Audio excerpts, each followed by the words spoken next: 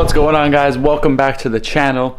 Now that the Jeep is like just about ready to go, we can start focusing on some of the aesthetics and accessories and stuff like that. And so I've actually had these in my possession for a really long time, and I need to apologize to LOYO lighting. And I've had these in my possession for a long time, and they've been asking me to make some videos, and I've just been so overwhelmed lately. There's a lot going on. But anyway, the time has come. We're going to throw these on, and let's do a quick unboxing and check them out. Alright, so here we have the LED Honeycomb work lights. These are from LOYO Lighting. They reached out to me and they said they wanted to send these to me because they liked what I did with their headlights. Ooh, very nice. I kind of like the silver deal. It's actually going to match the winch up there. Nicely packed. Ooh, it's got some weight to it too. Alright, very cool. So you can see you got our honeycomb design in there, and they actually don't block the LEDs, and it looks like we have two different lenses on the LEDs. We got some spots and we have some diffusers down here, and then in the middle of that we have a amber, like a parking lamp, or it could be a blinker, it could be any number of things, but really solid construction. This thing weighs a good amount. So we got metal fins on the back as opposed to plastic, so the metal fins will actually help with heat dissipation.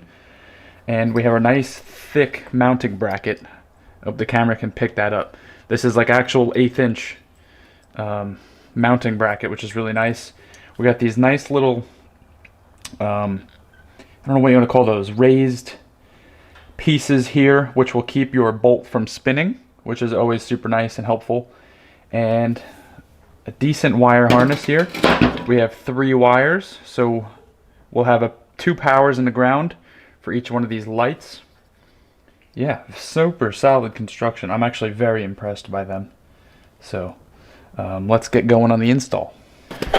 One thing I would like to mention is that they did not come with a wiring harness, and on my Jeep, I actually had factory fog lights. For some reason that harness doesn't want to work, so I just went and got a generic 2-light wiring harness off of Amazon.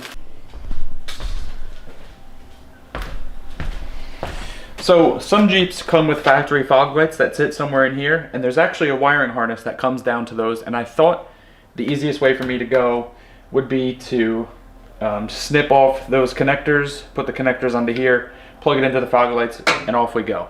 That didn't want to work. Also, look how nice that matches. That's pretty sweet. So this is a bumper that I built myself, and I don't have anywhere to mount this yet, so I'm gonna have to drill a hole. I don't really know where I'm gonna go yet. I like to keep my lights kind of hidden, but I also don't want them tucked so far back that they're not functional. This would be the normal spot right here. Maybe we'll do that, or we can go into the winch plate or something. I'm gonna kind of stare at that for a little bit. So one super easy trick to figure out what these wires do is, first of all, look on your box and see if you have a wiring diagram. But if not, you take a drill battery, whatever you got, 12 volts. I think these are 18 from Milwaukee. And we have a negative and a positive. And so generally red is a power. So I'm going to assume the striped is a negative. And we're going to hold that onto the negative on the battery. It'll be a little tricky here. Negative on the battery, and then positive, and there's our LED power. So that must mean that our blue wire is our amber light, which is actually super bright. Dang. So there we go. I know that my yellow and green wire has to go to a ground, and then these two are my powers. So here's our pre-made wiring harness.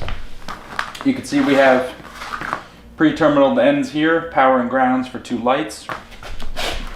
We have a switch with some extra wires that actually have me really intrigued. Anyway, it's nice that these have a plug in here, so you can pass this through your firewall much easier than trying to fit the whole switch in there. And then we got a nice fresh relay. It looks like it's been quality checked and it passed. We have a 40 in the fuse, and some nice ring terminals. So we're going to throw this over the Jeep. I'm going to try and straighten it out the best I can. And it's going to be a really straightforward process from here on out. Okay, so TJ's battery is back in there. So I'm just going to kind of loosely pop this over the top here and try not to tangle it up. So our switch is going to have to get into the firewall somehow.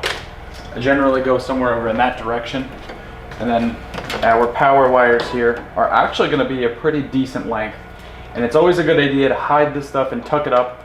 And if you utilize the shipped kind of bends in here, you can tidy these up really nicely. If you zip tie these together, and you can really hide this very nicely instead of having spaghetti all over.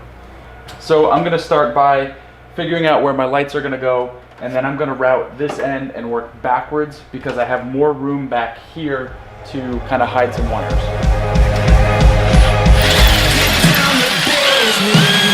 I'm here to put in work, that tunnel vision, no way to quench this thirst. When the sun goes down, keep doing my thing, won't stop me now.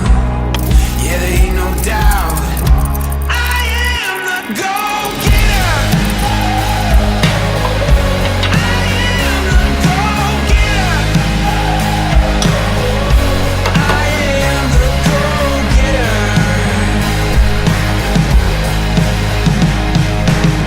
Been through the fire, I made it through the flames, got this desire. Alrighty, so now that we have our lights mounted, we can start routing our wires through.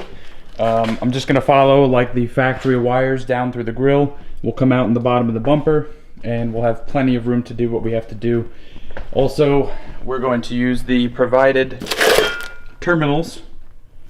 Super nice stuff. And we'll clip on some quick connectors to here instead of making them permanent. So if you ever need to remove your bumper or you want to do maintenance or whatever, you can just unplug your lights instead of having to cut wires. I'll do whatever it takes. When the sun goes down, keep doing my thing, won't stop me now. Yeah, there ain't no doubt. One thing I do want to note here is that this wiring harness that I'm using only has one power and a ground. These lights have a dual function, so you'll have to wire up a second power source to use both individually. So for now, I'm just going to use the LED spotlights, and then I think I'll end up putting the amber light into the second circuit for the indicators. And that way I'll have some cool like parking lamps. But for now, we got our leads on the battery, just that easy. And we should be able to do our tests now. And there we go. It's just that easy to hook this up. So now we're going to work on running the switch into the cab. It's also really nice how it lights up when it's on and not when it's off. I'm a big fan of that. But good amount of light off of these little things. Any